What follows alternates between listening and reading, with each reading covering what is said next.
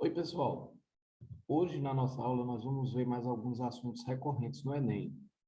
É a nossa aula número 5 dos assuntos recorrentes no Enem.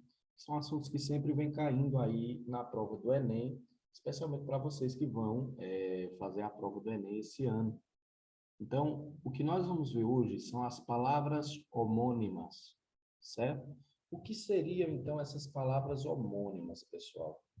As palavras homônimas, elas são aquelas que soam e se escrevem iguais, porém têm significado diferente. Então, a primeira coisa que nós temos que ter na cabeça é isso. Isso aí, essa nossa aula de hoje, ela já é uma tentativa da gente introduzir o assunto dos amigos falsos, dos falsos cognatos, certo? Que são aquelas palavrinhas que geralmente causam uma certa dificuldade nos estudantes de espanhol e que podem ocasionar também para vocês a perda de alguns dos pontos do Enem, na prova do Enem.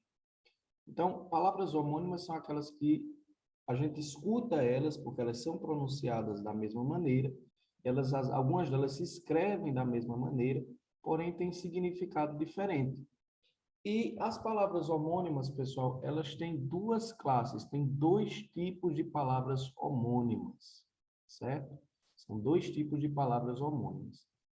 Nós temos as homógrafas, que são aquelas que se escrevem e se pronunciam da mesma maneira, mas têm significado diferente, certo? Então, esse é a primeira classe de palavras homônimas são as homógrafas. Esse homo significa igual e grafa vem de grafia, né, que é a escrita. Então, homógrafas são aquelas palavras que se escrevem e se pronunciam da mesma maneira, mas têm significado diferente. Por exemplo, Armando, em espanhol, pode ser o ato de armar, de dar uma arma a alguém. E Armando, em espanhol, também pode ser o nome de uma pessoa.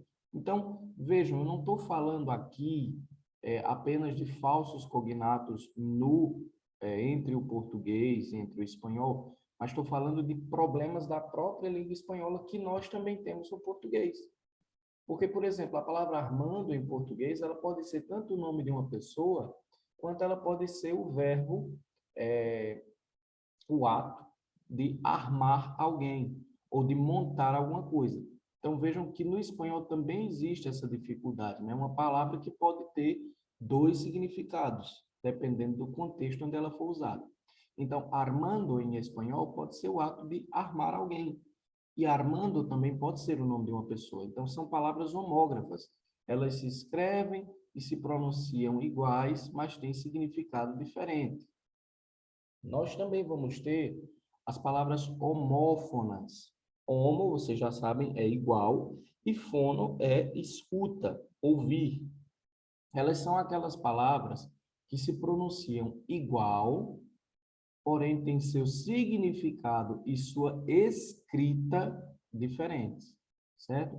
Então, as homófonas, elas vão ter em comum apenas a pronúncia, mas tanto o significado quanto a maneira de escrever vão ser diferentes. Por exemplo, a palavra olá é a forma de saudação, é o nosso olá do português. H-O-L-A, olá. Agora, ola, sem o H, significa onda, certo?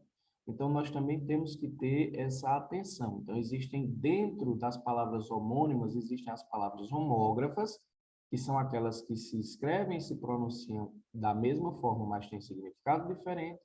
E existem as palavras homófonas, que são aquelas que eu vou pronunciar elas da mesma forma, mas tanto o significado quanto a maneira de escrever vão ser diferentes. Para a gente ver aí algumas diferenças, nós vamos ver, por exemplo, agora uma pequena lista de homógrafos, que são aquelas palavras que se escrevem e se pronunciam da mesma forma, só que têm significados diferentes. Por exemplo, a palavra amo, em espanhol, ela pode ser tanto o dono de um animal, quanto o ato de amar uma pessoa, certo? A primeira pessoa do presente, eu amo, é o ato de amar.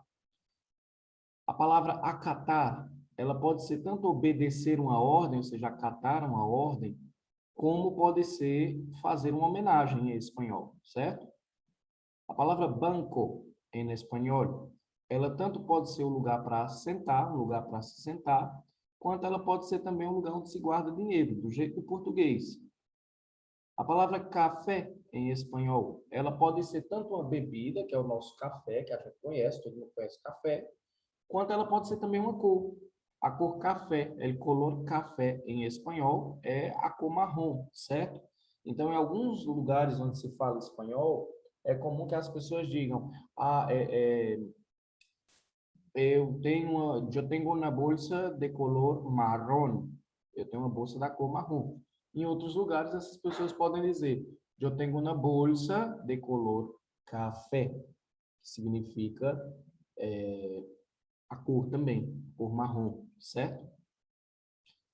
Temos também a palavra vino. A palavra vino, V-I-N-O. Vino significa bebida, o vinho, mas também pode ser o verbo vir no passado, o verbo vir no passado. El vino, certo? Ele veio, certo? O verbo venir. Temos também a palavra cara, que em espanhol significa uma parte do corpo humano, ou seja, a cara, o rosto, quanto pode significar também alguma coisa que não é barata, certo? Algo que não é barato, algo que é caro. Então, essa é uma pequena tabelinha, uma pequena lista de homógrafos, pessoal, de palavras homógrafas, que são aquelas que se escrevem, se pronunciam iguais, mas têm um significado diferente.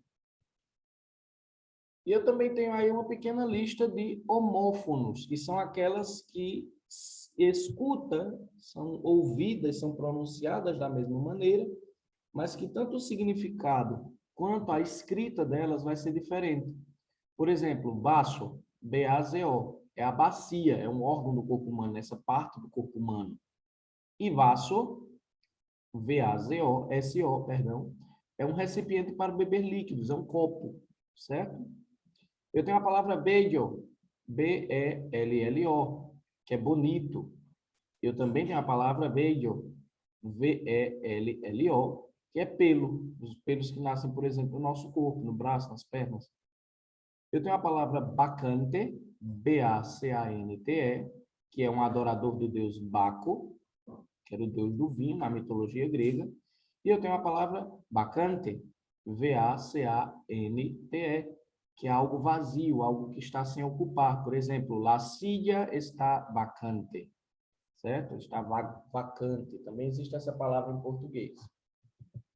Eu tenho a palavra cabo, C-A-B-O, que é um acidente geográfico, é um cabo, por exemplo, é uma ilhotazinha que fica num determinado ponto. E eu tenho a palavra cabo, C-A-V-O, que é o verbo cavar na primeira pessoa no presente. Por exemplo, yo cavo, certo? Eu tenho a palavra bario, que é um metal de cor branca, B-A-R-I-O, é um metal de cor branca. E eu tenho a palavra bario, V-A-R-I-O, que a palavra significa diverso, uma coisa diversa, certo? Lembrem que a letra B e a letra V no espanhol, elas têm o mesmo som. Eu tenho a palavra bacia, V-A-C-I-A, que é algo vazio, algo que está sem ocupar. E eu tenho a palavra bacia, B-A-C-I-A, que é a palavra bacia do português, é a nossa famosa palavra bacia. No caso, esse recipiente onde a gente coloca água, onde a gente usa para colocar algum líquido, certo? Até para lavar roupa também. Então, essas são as palavras homófonas. São aquelas que se escrevem escrevem de uma maneira diferente, têm um significado diferente, mas que existem outras palavras em espanhol que se escrevem diferentes, mas que têm o mesmo som. E claro que eu vou ter os homônimos de gêneros diferentes, certo? Que são aqueles que vão mudar de significado de acordo com o gênero. Por exemplo, el cólera, vejam aí que está em negrito, o indicativo de gênero, o artigo que indica o gênero. El cólera significa doença. Agora, la cólera é a raiva, certo? É muito comum você encontrar em livros mais antigos, ou na própria Bíblia, por exemplo, em português, vocês vão encontrar a cólera de Deus. Deus encolerizou-se, certo? Então, significou que ele estava chateado, que ele estava virado. El guarda, que é o cobrador de ônibus, e la guarda, que é a tutela, ou seja, a guarda de uma pessoa. Caso os pais lutam na justiça por la guarda del muchacho, lutam na justiça pela guarda da criança.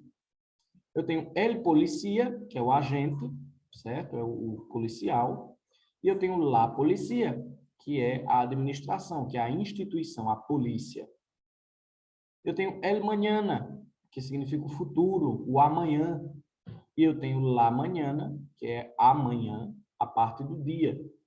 Por exemplo, eu também tenho em espanhol el cura, que é um sacerdote católico, e la cura, que é a cura de uma doença, por exemplo. Então, vejam que nós também temos aí homônimos que são de gêneros diferentes. O que é que vai indicar cada um deles? O que vai indicar cada um deles é aqui, ó, que está em negrito. O artigo que vai indicar se eles são masculinos ou se eles são femininos, certo? Então, esse é um dos nossos assuntos recorrentes do Enem. Ele é muito importante, pessoal, porque dentro do próprio espanhol, dentro da própria língua espanhola, existem palavras que vocês acabaram de ver que elas vão ser escritas, vão ser pronunciadas da mesma maneira, mas vão ter significados diferentes. Ou que a gente vai só pronunciar elas da mesma maneira, mas tanto a escrita quanto o significado é diferente. Ou o gênero também pode mudar o significado de uma palavra. Então, esse é basicamente um dos assuntos que mais conflituam os estudantes do espanhol, justamente porque nós estamos muito acostumados a ver isso no português, mas não em outra língua. Mas o que pode nos ajudar bastante, pessoal, é porque o espanhol e o português, eles se parecem muito, Então, algumas dessas palavras, não todas, algumas delas, vocês vão conseguir ter uma ideia do que elas significam a partir da colocação que vocês vão tendo aí, certo? A partir dessa colocação aí do significado dentro do contexto também. Como a gente falou nas primeiras aulas, é bom vocês observarem sempre dentro dos textos do Enem o contexto. É sempre importante, especialmente nas provas de língua estrangeira, vocês observarem o contexto no qual aparece cada palavra dessas aí colocada. Fiquem atentos também que daqui para o final da semana eu vou colocar no Classroom de vocês uma pequena avaliação, certo? Um mini teste, valendo já um pedaço aí da primeira nota de vocês. Então, por favor, vocês fiquem atentos que já vai entrar nesse primeiro mini teste os assuntos recorrentes do Enem que a gente vinha vendo, tá bom? Então, desde já me despeço de vocês, desejo a todos um bom restinho de semana e fiquem atentos nessa atividade que eu vou mandar lá, valendo uma parte da nossa primeira nota, tá bom? Tchau, tchau, pessoal. Fiquem com Deus.